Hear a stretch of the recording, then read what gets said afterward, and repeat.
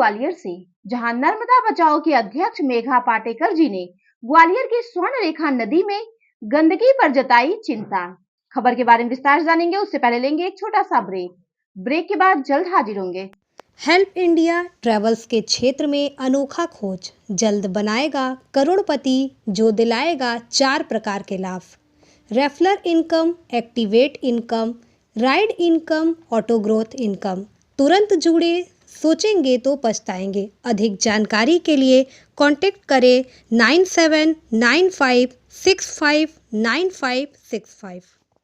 Break के बाद आप सभी का स्वागत है। खबर मध्य प्रदेश के ग्वालियर से, जहां नर्मदा बचाओ अभियान की राष्ट्रीय अध्यक्ष मेघा पाटेकर ने ग्वालियर की स्वर्ण रेखा नदी में गंदगी पर चिंता जताई एवं सरकार से मांग की कि वह इसमें मिल रहे गंदे पानी के सभी स्रोतों को बंद करे ताकि स्वर्ण रेखा नदी में साफ पानी बहने का सपना पूरा हो सके।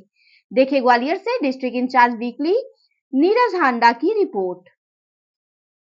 ग्वालियर की बरसों नहीं दशकों से बहने वाली सुवर्ण रेखा नदी जो बहुत बड़ी नहीं भी होगी, पर शहर की नदी जो एक नस यानी धमनी जैसे होती है, उसको बर्बाद करने की पूरी कोशिश ये पर्यावरण के विरोध में है, ये संविधान के खिलाफ है। संविधान का अनुच्छेद 48A बताता है कि नेचुरल रिसोर्सेस, प्राकृतिक संसाधनों को बचाना चाहिए और उन्हें और समृद्ध करना चाहिए। लेकिन यहाँ जो मेरे को खबर मिली है उसके अनुसार एक रिवर फ्रंट योजना बना रही है, जिससे कॉन्क्रीटाइजेशन होता है एक नदी का। नदी की बहने की क्षमता कम होती है, जिसके कारण भूजल भी नीचे चला जाता है। ये साबरमती में हुआ, ये हर नदी में हुआ है।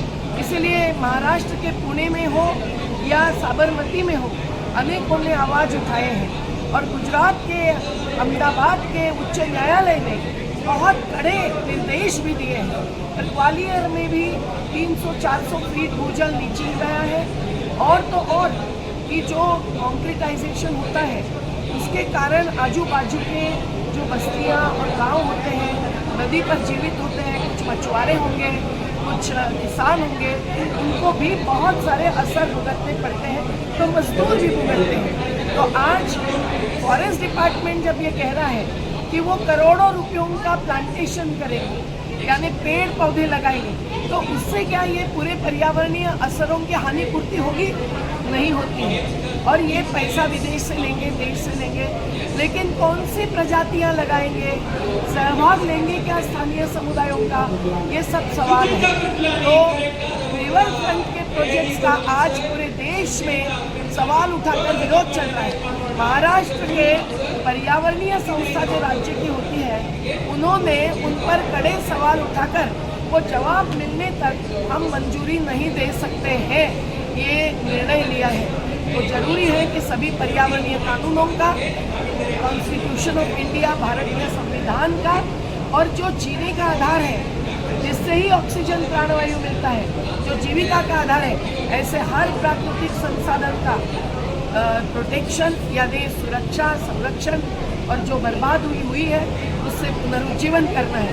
हमने इस पर एक मसौदा बनाया है, एक विधेयक बनाया है, हम लोकसभा राज्यसभा में पेश करने वाले हैं। हम ग्वालियर की जनता से ऐलान करते हैं कि आपके राजा का महल तो होटल बनाने के लिए दिया गया, लेकिन आपकी नदी जो नदी माता मानी जाती है उसको भी क्या बर्बाद होना मंजूर करेंगे? आप ही जनता का अदालत है, आप जनता संसद है, आपने निर्णय लेना चाहिए।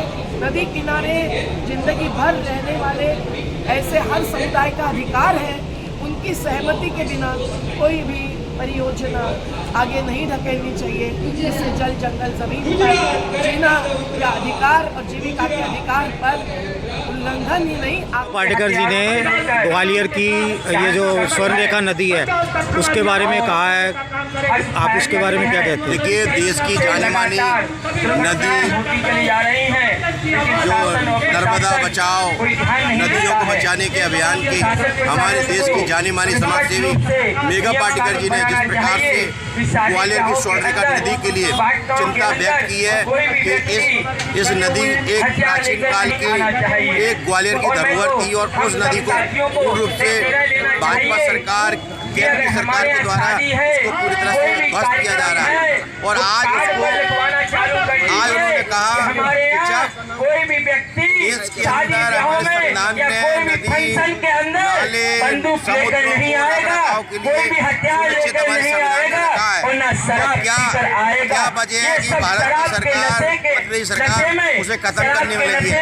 इसको देखते हुए उन्होंने माननीय न्यायालय से और माननीय न्यायालय में जिस प्रकार से पिटीशन चल रही है उसमें बार बार कल लगाई जा रही है कि इसको पूर्ण रूप से सही किया जाए और ग्वालियर की जो विरासत के रूप में स्वर्ण का नदी है इसको पूर्ण रूप से बना के रखें। जन्म देती है।